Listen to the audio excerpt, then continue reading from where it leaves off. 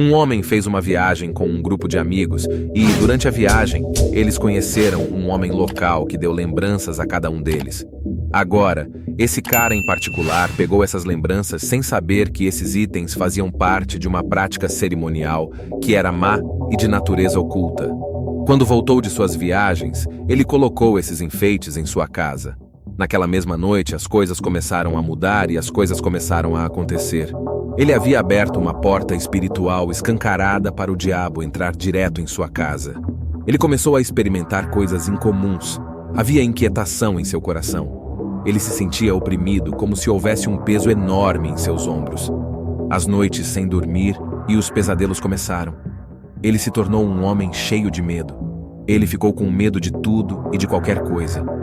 Ele começou a experimentar todos os tipos de coisas que não eram do Senhor, simplesmente por falta de conhecimento e falta de vigilância, uma combinação que o deixou espiritualmente. Então, ele confidenciou ao seu pai, que trouxe o pastor para sua casa. Durante a conversa com este pastor e seu pai, os enfeites chamaram a atenção do pastor. De onde vieram aqueles? Ele explicou que eram um presente de um local enquanto ele estava em suas viagens. Você perguntou o que eram esses itens. Ele balançou a cabeça.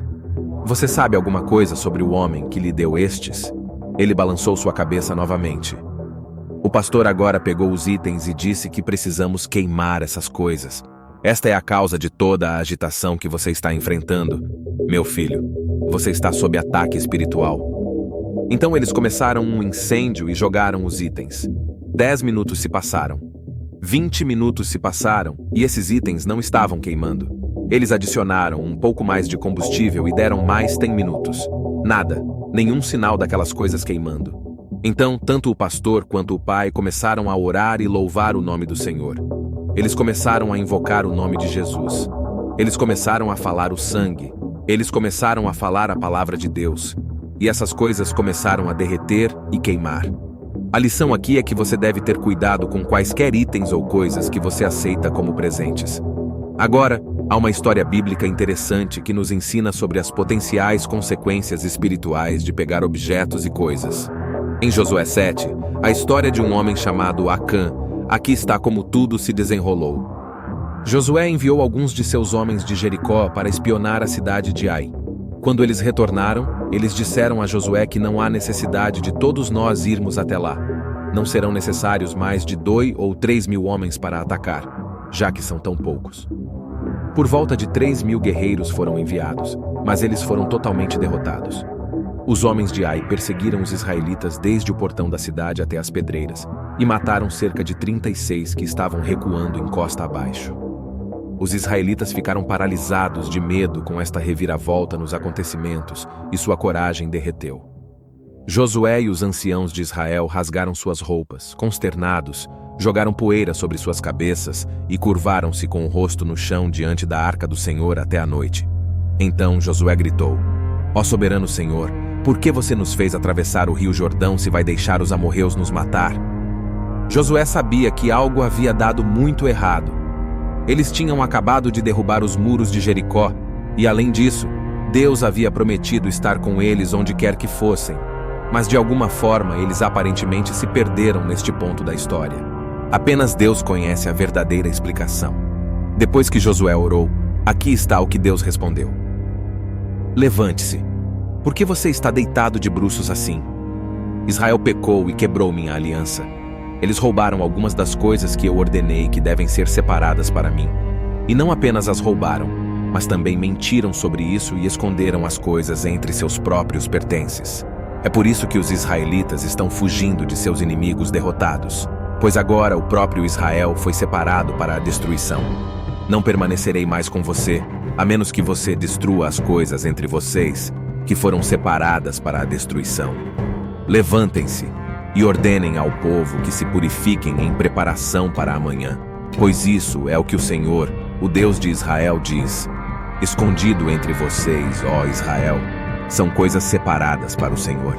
Você nunca derrotará seus inimigos até que pela manhã vocês removam essas coisas do meio de vocês. Vocês deverão se apresentar por tribos, e o Senhor indicará a tribo a qual pertence o culpado. Essa tribo deverá apresentar seus clãs, e o Senhor indicará o clã. Culpado. O clã então se apresentará, e o Senhor apontará a família culpada. Finalmente, cada membro da família culpada deverá se apresentar um por um. Aquele que roubou o que foi separado para a destruição, será ele próprio queimado no fogo, junto com tudo o que tem, pois ele quebrou a aliança do Senhor e fez uma coisa horrível em Israel. Quando a manhã chegou, foi revelado que Acã havia roubado um lindo manto, 200 moedas de prata e uma barra de ouro pesando mais de 1 libra. Os soldados da tribo de Judá que participaram da batalha de Jericó pegaram algumas coisas para si, embora Josué tivesse ordenado a todos que ficassem longe de qualquer coisa pertencente a Jericó.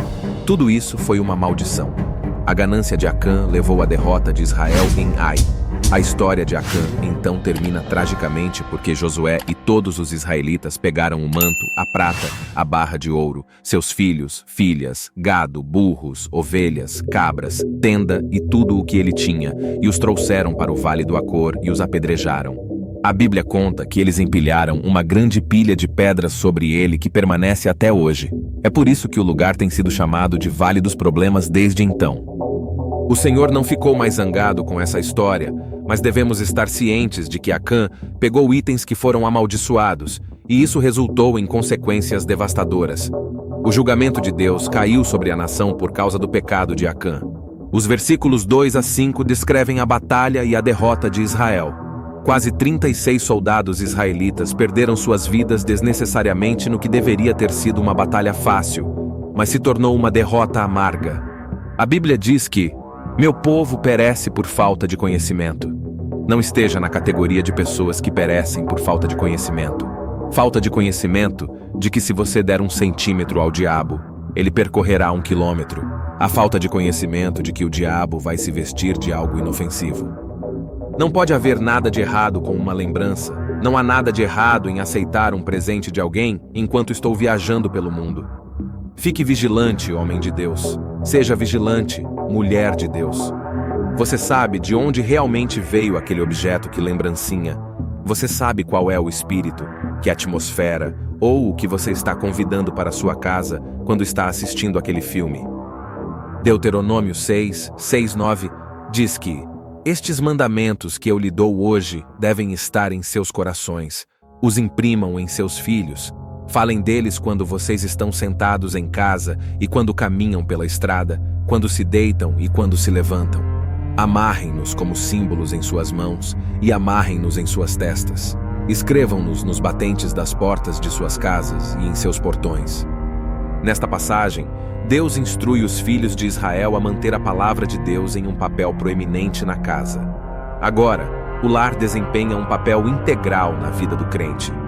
Como cristãos, nossos lares deveriam ser lares onde o nome de Deus, a presença de Deus seja sempre residente.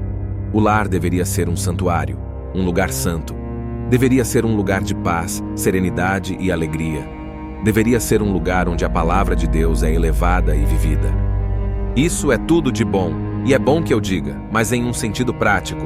Se o lar é de fato um santuário, se nosso lar é um lugar onde a presença de Deus deve habitar, então não deveríamos permitir certas atividades, práticas e formas de entretenimento no lar. Devemos estar mais vigilantes sobre as coisas que permitimos em nossas casas. Precisamos estar cientes de que assim como fechamos e trancamos as portas físicas em nossas casas, precisamos fazer o mesmo espiritualmente. Há um velho ditado: quando chove, chove. Você já ouviu falar? Se sentiu assim? Você já sentiu que há algo acontecendo em sua vida e é mais profundo do que seus olhos podem ver? Você já sentiu que há algo acontecendo em sua família ou em sua casa que não parece natural? Como se houvesse alguma outra força no trabalho. Porque é uma coisa após a outra. É ataque após ataque. É batalha após batalha. De outra perspectiva, você já sentiu que quando as coisas estão dando errado em casa, elas tendem a se transferir para outras áreas da vida. É como quando algo está acontecendo com seus filhos em casa, e isso afeta seu trabalho, ou quando algo está acontecendo em seu casamento e afeta sua interação com seus filhos, ou se algo está acontecendo no trabalho e afeta todos os itens acima. Rapidamente se torna aparente que todas essas coisas estão interligadas, e isso também nos lembra que se o diabo consegue se firmar em uma área, então ele ganhou uma posição em todas essas áreas. O diabo está tentando de uma forma sem precedentes destruir as famílias hoje. Ele quer perturbar o sistema familiar e a ordem. Satanás sabe que se a família cristã estiver intacta, se a família cristã estiver trabalhando em acordo, então é uma das armas mais fortes contra seus enganos. Desde o dia em que Satanás vomitou suas mentiras para Eva, ele estava no processo de ruptura, a fim de maximizar seu engano. Ele se aproximou de Eva quando ela estava sozinha. Ele se aproximou dela quando ela estava separada da unidade familiar. E ele fez isso porque uma família dividida é mais fácil de conquistar. O diabo está no negócio de costurar discórdia e divisão em nossas casas.